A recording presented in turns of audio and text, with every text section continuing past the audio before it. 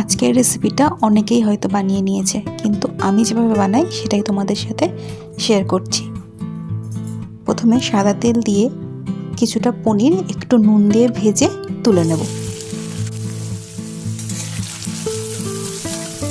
আমি এখানে যা যা ইনগ্রিডিয়েন্টস ব্যবহার করছি সেগুলো ঘরে সবসময়ই থাকে।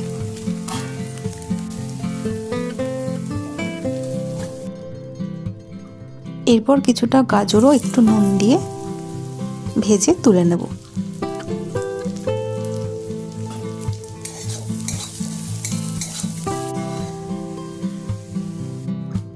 এরপর একটা ডিম ফাটিয়ে কিছুটা নুন দিয়ে ঝুড়ো করে ভেজে তুলে নেব।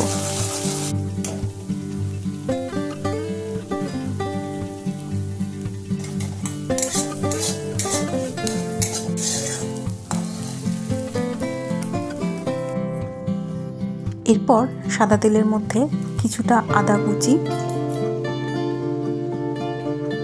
রসুন কুচি, কাঁচা লঙ্কা কুচি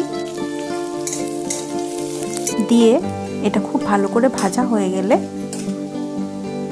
পেঁয়াজ কুচিও দিয়ে দেব।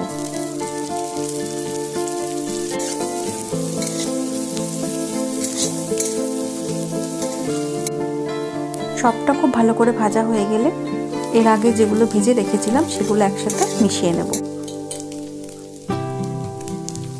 এরপরে দুপুরের কিছুটা বেঁচে যাওয়া ভাত দিয়ে দেব। খুব ভালো করে মিশিয়ে নিয়ে এর মধ্যে একে একে পরিমাণ মতো নুন, একটু গরম মশলা গুঁড়ো, একটু চিনি আর 1 চামচ মতো সয়া সস দিয়ে দেব। এগুলো খুব ভালোভাবে মিশিয়ে নিয়ে একটু গোলমরিচের গুঁড়োও দিয়ে দেব।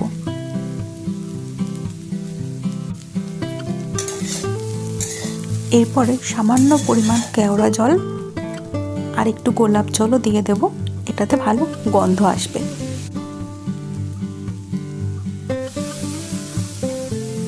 ব্যাস, এবার খুব ভালো করে মিশিয়ে নিলেই রেডি চটজলদি ভাত ফ্রাই।